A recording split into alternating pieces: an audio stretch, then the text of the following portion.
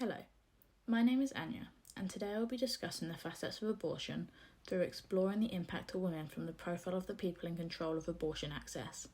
According to the definition supplied by the NHS website, an abortion is any procedure which ends a pregnancy. Broadly speaking, there are two kinds of abortion: medical and selective. Medical abortions are physician recommended and often occur when the mother's life is being put at extreme risk by being pregnant, or if the fetus has died in utero at a latter stage of the pregnancy. Selective abortion typically occurs when the woman did not intend to become pregnant. It is a result of a personal choice to terminate the pregnancy. Over the course of this video, I will be focusing on the global north, looking at the United Kingdom, the United States of America, and Ireland in particular.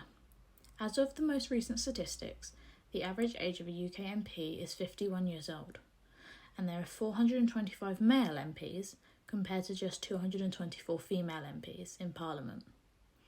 In America, 24 female and 76 male senators made up the 117th Congress. On average, a member of this Congress was 64.3 years old. Similarly, the 33rd Dáil in Ireland is comprised of only 36 women, in comparison to a whopping 124 men, with the average age being 48.5 years old. Elected officials have been elected for a reason. Therefore, they should be able to decide on all matters they are empowered to decide upon. The idea of government has been around for thousands of years. Regardless of who is in power, the democratic process of citizens being able to choose their representatives is an integral part of modern society. The opportunity to elect representatives in a free and fair manner is what separates democratic countries from dictatorships. Equally, the process of having elected officials makes those that are elected much more accountable to the voters. On issues such as abortion, people will always elect politicians that reflect their best interests and opinions. It is for this reason that this methodology of government is the best way to create policies which are representative of societal values. On the matter of abortion access control, those that are elected are trying to carry out their duties to those that elected them. Sometimes it doesn't work out for the best, but that is democracy epitomised, and not something for which the blame can feasibly be attributed to those elected persons. Another reason the current control of abortion access is fair is that it is diverse governments which decide them.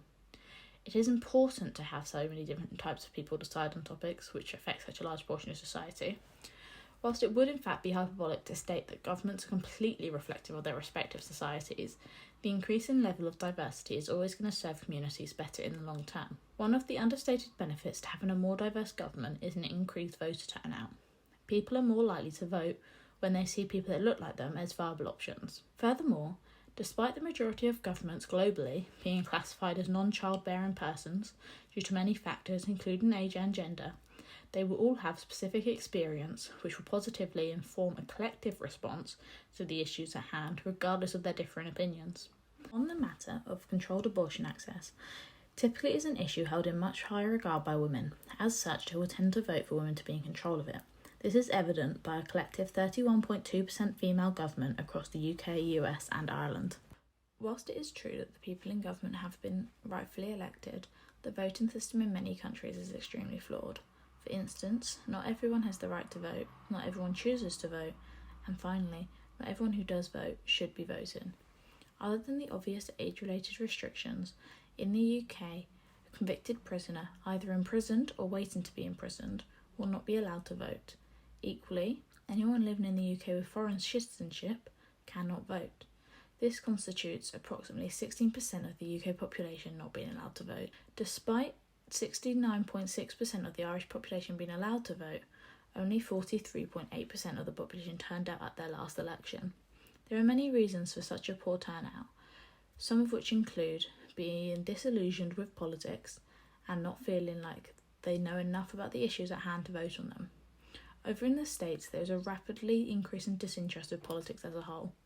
According to a CNN poll, 33% of Americans cannot name a single branch of government. Equally, The Atlantic estimated that a mere 3.5% of Americans currently care about democracy. When you look at these poor figures, it begs the question, why should these people be allowed to vote when they either do not understand or do not care about the outcome? Almost exactly 50 years ago today, the Supreme Court made a landmark ruling ensuring women would have a constitutional right to abortion care, Roe v. Wade. On the 24th of June 2022, they overturned this constitutional right. In the subsequent 100 days, abortion was criminalised in 13 different states, 43 abortion clinics in 11 states stopped performing abortions altogether, and abortion-friendly states have become increasingly overwhelmed by women looking for their basic care. Moreover, a huge 65% of Americans did not want Roe v. Wade to be overturned. And this is what happens when you let people not affected by issues make rulings on them.